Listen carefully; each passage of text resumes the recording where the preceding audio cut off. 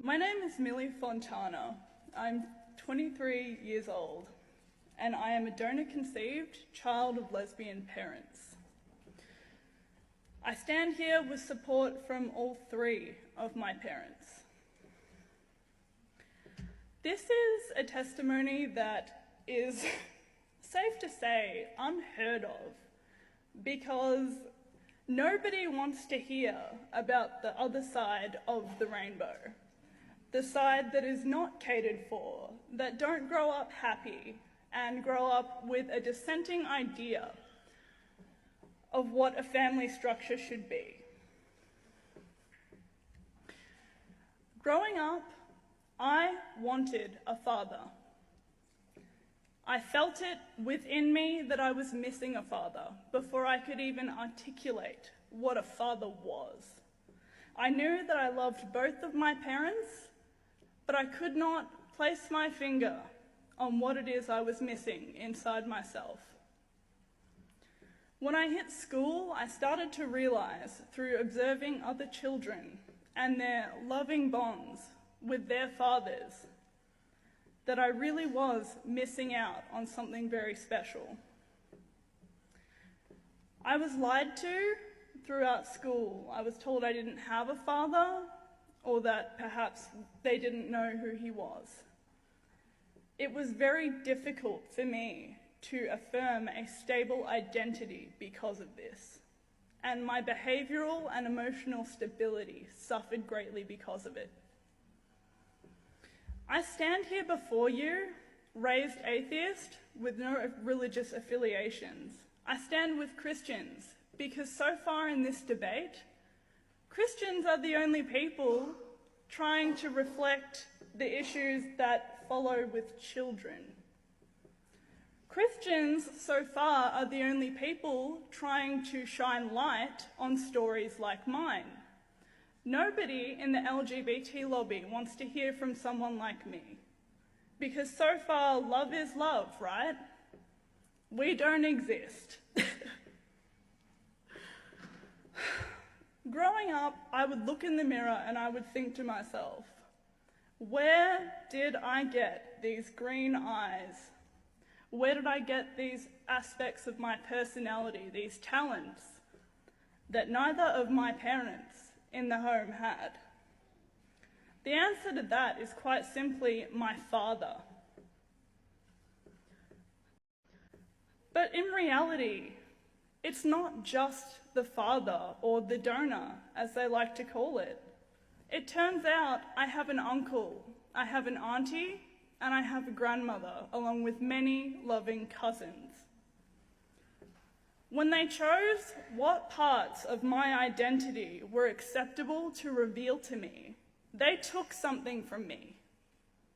And where other children were able to look in the mirror and reconcile those missing parts and say, I love my mothers or my fathers, I could not, because in my eyes, who were my parents to decide what parts of me were acceptable to reveal to me? Meeting my father at 11 years old was probably the only time I had been a stable child. I saw for the very first time who I was. I looked into his eyes and I thought, that is the missing part of me. Not because I'd fantasized about having a father, but because I could put a face to who I was, so I could look at somebody who was equally responsible for my existence. I could affirm my identity based on this man. And if I had not met my father, I would not be standing here with you today, because my emotional reaction to not having him in my life, even at such a young age, was devastating, and it caused me to regress in my development. I want to talk about real equality. There's a lot of talk about equality from the LGBT lobby, but I sort of wonder what their definition of equality is, because for me, equality was being told the truth. was being respected for who I was as a whole, and not just based on what my parents desired to let me know. Equality was being able to look at both sides of my genetic family and understanding who I was. Equality is not saying that because volunteer studies of gay families and children of gays that come out with a positive outcome define it for everybody. It's completely unrealistic.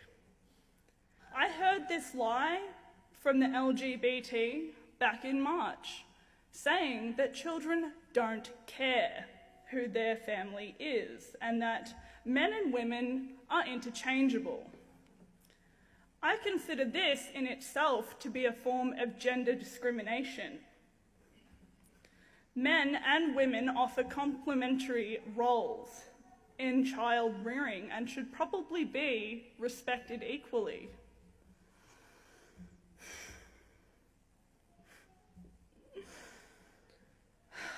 It's funny the way that the gay lobby talks about homophobia. I've had stories of gay friends of mine coming to me and explaining that other gay people have called them homophobic because they would ideally prefer to raise children with a mother or a father. How utterly ridiculous. Was I homophobic when I was looking in the mirror, wondering where my father was? Was I homophobic when I looked at both of my loving parents and pleaded with them to tell me who I was? Absolutely not. But I do love all three of my parents equally.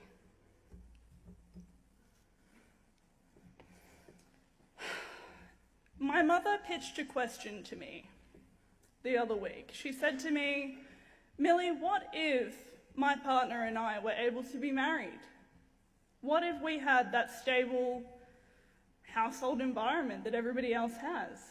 And I answered the question very simply. It was basically answered with another question, which would have been, how would psychologists have treated me for my underlying issues of fatherlessness if to acknowledge fatherlessness was a form of discrimination? How would any physician under threat of legal action have treated me under that circumstance? It was met with silence. Nobody thinks about this before we rush ahead to marriage. This is an extremist minority that are pushing, from my opinion, what seems to be extinction of gender in itself. I don't see gender equality. I see a pitch to get rid of gender altogether.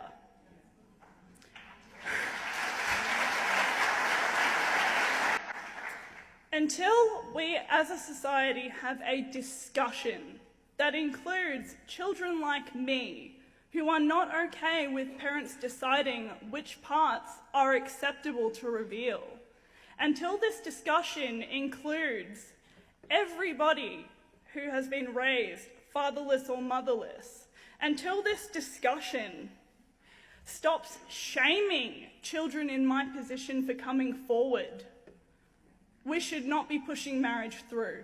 I am not going to stand here and be silenced by people telling me what was acceptable for me to feel. That I'm a bad person for wanting a father, that maybe I didn't love my mothers enough because I wanted a father. It's bull, and I won't support it. I thank you for coming here tonight. Thank you, thank you, thank you.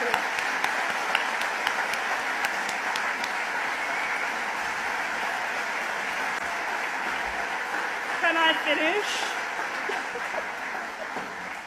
Thank you so much for the standing ovation, but I just want to say that it's really great to see everybody here in support of the same cause, because everybody deserves a voice, and I won't stand here and let people shame Christians or anybody of faith, just based on faith, for standing up for children, because it's ridiculous.